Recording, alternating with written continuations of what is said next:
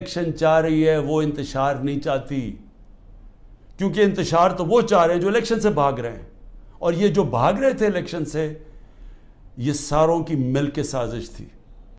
پھر کیا ضرورت تھی کہ اتنا بڑا ایک کمانڈو سٹائل حملہ ہوتا ہے، شیشے توڑتے ہیں، لوگوں کو ڈنڈے مارتے ہیں، جس طرح کے وہ بیچارے وہاں کام کرنے والے جو رجسٹری آفس میں تھے ان کو ماریں پڑتی ہیں، کمپیوٹر توڑ دیتے ہیں، شیشے توڑ دیتے ہیں، اور مجھے ایک دہشت گرد کی طرح پکڑ کے لے کے جاتے ہیں جو ساری دنیا میں وہ چلی جاتی ہیں تصویریں۔ تو اس کا بعد تو رد عمل آنا تھا۔ تو اب میں یہ سوچ رہا ہوں کہ کیا یہ جان کے کیا گیا تھا؟ کیونکہ مجھے آرام سے بھی پکڑ سکتے تھے، مجھے پولیس بھی پکڑ سکتی تھی، میں ہائی کورٹ سے باہر نکلتا تب بھی پکڑ سکتے تھے، میرے ساتھ تو کوئی لوگ ہی نہیں تھے۔ تو کیا وہ سارا کچھ کرنا، وہ مار دھاڑ کرنا، کیا یہ منصوبے کا حصہ تھا؟ اور یقین کریں جیسے ہی میں اندر گاڑی کے بیٹھا ہوں، جب انہوں پکڑ کے لے کے گئے، بڑی میرے سے تمیز سے باتیں ہوئی، کوئی میرے سے برا سلوک نہیں ہوا، وہاں سے لے کے نیب میں۔ تو کیا یہ دکھانے کے لیے سب کچھ تھا جس کا رد عمل آیا، اور وہ پہلے سے پلان کیا ہوا تھا یہ جو سب کچھ ہوا ہے؟ میں پھر سے کہتا ہوں کہ اگر سچ پہ پہنچنا ہے تو وہ صرف ایک طرح کہ ایک انڈیپینڈنٹ انکوائری کی جائے، اور یہ جو ہوا ہے ڈاکٹر یاسمین کی جو بری کیا گیا، اور وہ ہونا ہی تھا، انہوں نے بری، کیونکہ ان کی تو ویڈیو چل رہی تھی کہتے کہ اندر نہیں جانا آپ نے، اور روک رہی تھی لوگوں کو، تو اس سے تو بری ہونا تھا۔ لیکن یہ ہماری پریزیڈنٹ تھی سینٹرل پنجاب کی، سارا سینٹرل پنجاب ان کے نیچے تھا، تو جو بھی انہوں نے بولنا تھا وہ ہماری پالیسی تھی۔ کیونکہ میرے پاس اب جو نکل کے آئے ہیں کارکن، ابھی میں باہر، میرے ایک کارکن جس کو 17 دن جیل میں رکھا ہے وہ واپس آیا، سارے ایک ہی کہانی سنا رہے ہیں، اتنے زیادہ لوگ ہیں، جیل چھوٹا ہے، سب کو وہاں بند کیا ہوا ہے، یعنی وہ جیل میں گنجائش ہی نہیں ہے جو جیلوں میں جتنے زیادہ لوگوں کو انہوں نے بند کیا ہوا ہے۔ کس حالات میں وہ رہ رہے ہیں، کس طرح گندگی ہے وہاں، کھانا ان کو دیا نہیں جاتا، 2 دن کہتا ہم نے روزے رکھے ہیں، کھانا ہی نہیں تھا، اور پھر ان سے جو سلوک کیا گیا ہے، یعنی ایسے رکھا گیا، یہ پولیٹیکل ورکرز ہے، انہوں نے کوئی کرائم نہیں کی، ان کی ابھی تو کرائم ثابت ہی نہیں ہوئی، اور پھر وہ بتاتے ہیں ہم جاتے تھے ادھر عدالت میں، وہاں سے نکلتے تھے دوسرے کیس پہ اندر ڈال دیا۔ اب یہ جو آدمی نکلا ہے، یہ صرف یہ کوئی 40 لوگ رہا ہوئے ہیں، 40 میں سے 7-8 نکلے ہیں، باقیوں کو پھر جیلوں میں ڈال دیا۔ تو یہ مجھے بتائیے کون سا قانون ہے آج پاکستان میں؟ میں یہ سوال پوچھتا ہوں کہ جو بھی آج حکمرانی کر رہے ہیں، کیا ان کو اندازہ ہے کہ یہ پاکستان کو کتنا نقصان پہنچایا جا رہا ہے؟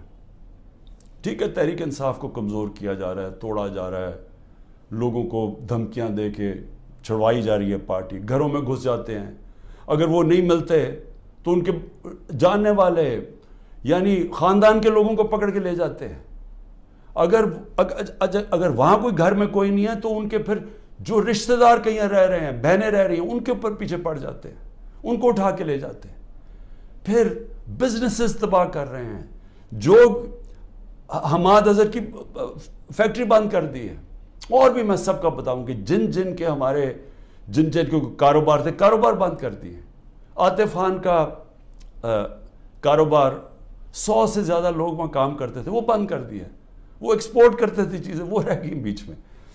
تو یہ جو کیا جا رہا ہے، میں پھر سے یہ سوال پوچھتا ہوں کہ ہم جا کدھر رہے ہیں، یعنی اس سے اچیو کیا ہوگا؟ تحریک انصاف کمزور ہو گئی، تحریک انصاف اتنی کمزور ہوگی کہ وہ الیکشن لڑنے کے قابل نہیں ہوگی، ملٹری کورٹس سیٹ اپ کیے ہیں ایک ہی وجہ سے کہ میرے کوئی بھی کیس کے اندر مجھے سزا نہیں ہو سکتی، سارے میں نے وکیلوں کے ساتھ سارے بوگس کیسز ہیں، تو آخر میں ملٹری کورٹ میں سزا دیں گے، یہ کھولے اس لیے کہ عمران خان کو سزا دی، چلیں جی میں جیل میں چلا گیا، اب آگے چلیں گے، اس کے بعد کیا ہوگا؟ اس کے بعد پوچھنے کی بات یہ کہ کیا پاکستان جو تیزی سے اس دلدل میں پھنستا جا رہا ہے اس میں نکل جائے گا؟ کیا ہماری معیشت جو اس وقت کبھی اتنے برے حالات میں نہیں تھے جو آج ہے، کیا یہ جو مہنگائی پاکستان کی تاریخ میں سب سے زیادہ 12.4% تھی جب ہم اقتدار میں تھے 1 سال پہلے، آج وہ 38% پہ پہنچ گئی ہے. یعنی لوگوں کو تنخواہ دار طبقے کے لیے اب وہ عذاب آ گیا ہے اور آتا جائے گا. بجلی کے بل نہیں دیے جائیں گے ان سے. 2 سال ایوریج اوسط جو ہماری اکانومی بڑھ رہی تھی وہ 6% تھی. 6% کا مطلب یہ ہے کہ پاکستان کی تاریخ میں یہ وہ 2 سال تھے جدھر سب سے زیادہ معیشت اوپر جا رہی تھی. اور میں یاد کرا دوں جو پچھلی دوروں میں جب ایسے گئی ہے تو امریکی ڈالر آ رہے تھے. ایوب خان کے دور میں سیٹوں اور سینٹوں کا پیکٹ تھا, ہم ان کے ساتھ ملے ہوئے تھے, ہمیں ڈالر آ رہے تھے. ضیاء الحق کے دور میں ہم افغان جہاد کا حصہ بنے تھے, تب بھی ڈالر آ رہے تھے. جنرل مشرف کے دور میں 1-2 سال جو ترقی ہوئی تھی وہ ہم وار آن ٹیرر میں ان کے ساتھ ملے ہوئے تھے, تب بھی ڈالر آ رہے تھے. یہ باہر سے ڈالرز آنے کے بغیر ملک میں 6% اوسط ہماری جو اکنامک گروتھ ہوئی, اور یہ ایک شعبے میں نہیں ہوئی. زرعی جو ہم نے چینجز کیے, جو انسینٹیوز دیے, 4.5%, 17 سال کے بعد ہماری زرعی گروتھ ہوئی. ہماری جو لارج سکیل مینوفیکچرنگ تھی, جو اصل نوکریاں ہیں, وہ 17 سال کے بعد وہ اتنی تیزی سے بڑھ رہی تھی 10.4% پہ. تو جو انڈسٹری بھی بڑھ رہی تھی, ہماری زراعت بھی, جو پروڈکشن سینٹر سے بڑھ رہے تھے, پہلی دفعہ زور لگایا تھا ہم نے آئی ٹی کے اوپر, ٹیکنالوجی کے اوپر, جو 75% اس کی ایکسپورٹس بڑھ گئی تھیں, اور آگے انہوں نے اور آگے جا رہا تھا. بیرون ملک سے اوورسیز پاکستانی پیسہ بھیج رہے تھے. روشن ڈیجیٹل اکاؤنٹ میں $5 ارب آ چکا تھا, اور 1.5 سال کے اندر, اور تیزی سے بڑھ رہا تھا. یعنی بیرون ملک پاکستانیوں کا پیسہ آنا شروع ہو گیا تھا. بڑے پروجیکٹس تھے ہمارے, جس طرح وہ راوی سٹی, اس طرح کے بڑے پروجیکٹس میں اوورسیز پاکستانی کا ہم نے پیسہ لے کے آنا تھا. کیونکہ ابھی تو صرف گھروں میں گھر لیتے ہیں نا, وہ زیادہ سے زیادہ ریل اسٹیٹ میں, لیکن اصل جو پیسہ جب آپ پورا شہر بنا رہے ہیں اس میں اصل پیسہ آنا تھا, ڈالرز آنے تھے پاکستان میں. اور جو اگر یہ سندھ حکومت نہ ہمارا وہ پروجیکٹ بنڈل آئلینڈ کا ختم کرتی, بڑے بڑے اربوں ڈالر کی وہاں انویسٹرز تیار تھے آنے کے لیے, تو پاکستان میں ڈالرز بھی آ رہے تھے. اتنے زیادہ, جو آپ بڑے بڑے بزنس مین سے پوچھیں کبھی اتنے ان کے نفع ہوئے ہیں, بزنسز بڑھ رہی تھی. تو ملک جب ترقی کر رہا تھا, اس کو جب اب یہاں پہنچایا ہے, اور ان لوگوں نے آ کے آج تباہی کے کنارے پہ کھڑا کر دیا ہے. نہ باہر سے انویسٹمنٹ آ رہی ہے, نہ کوئی پیسہ آ رہا ہے, نہ باہر سے کسی کو اعتماد ہے, نہ اندر سے.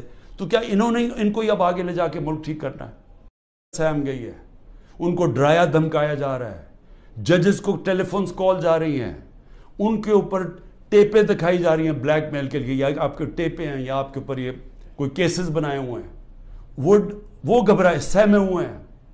جو ججز کا ہم نے حالات دیکھے ہیں, وہ اس مشکل حالات میں بھی پوری کوشش کر رہے ہیں کہ قانون کے ساتھ چلیں, لیکن ان کے اوپر وہ پریشر ڈالا جا رہا ہے کہ وہ کام کریں جو کہ سارا وقت ہماری عدلیہ کرتی ہے, طاقتور کے ساتھ چلے جائیں. اور پھر میڈیا کو جس طرح انہوں نے میڈیا کا منہ بند کیا ہے, اور جس طرح کی دھمکی دی گئی ہے. اور میں آج یہ پوچھنا چاہتا ہوں, وہ بڑے بڑے لوگ جو ہمارے دور پہ کہتے تھے کہ جی میڈیا کی آزادی کے اوپر ہم کوشش کر رہے ہیں وہ آزادی واپس لینے کے لیے, میں آج ان سے پوچھتا ہوں کہ آج وہ کدھر چلے گئے ہیں؟ آج کیوں نہیں آپ بول رہے؟ آج تو آپ کے اوپر وہ میڈیا کے اوپر کیا, یہ مارشل لاز کے اندر بھی نہیں ایسا تھا. مشرف کے مارشل لا میں بالکل اس طرح کی پابندیاں نہیں لگی تھی. آپ دیکھ لیں مشرف کا مارشل لا, یعنی میں اپوزیشن میں تھا, ہمیں پوری موقع ملتا تھا بولنے کا. آج تو نام بھی نہیں عمران خان کا کوئی لے سکتا, تحریک انصاف کا کوئی نمائندہ بھی نہیں جا سکتا. تو کدھر کی میڈیا کی آزادی؟ اور جمہوریت تو ہوتی ہے, جمہوریت کے پلر کیا ہوتے ہیں؟ سب سے پہلے فنڈامنٹل رائٹس پروٹیکٹ کرتی ہیں عدالتیں. جو ہمارے شہریوں کے فنڈامنٹل رائٹ ہے پرامن احتجاج کرنے کا, وہ ختم ہو گیا. ایک پولیٹیکل پارٹی کی اپنے جو ایکٹیویٹیز کرنے کے لیے جو اپنی جلسے کرتی ہیں, جلوس کرتی ہیں, وہ سب ختم ہو گئے ہیں. ایک پوری جو پارٹی 60 سے 70% پاکستان میں سب سے بڑی پارٹی ہے, اس کو بند کیا جا رہا ہے. اس کا مطلب جمہوریت ختم کی جا رہی ہے. عدالتوں کو دبایا جا رہا ہے, سپریم کورٹ کو تقسیم کیا ہوا ہے اور ان کو کمزور کیا گیا ہے. ان کے اوپر پریشر ڈالا ہوا ہے کہ وہ فیصلے نہ کریں، جمہوریت کے ساتھ نہ کھڑے ہوں.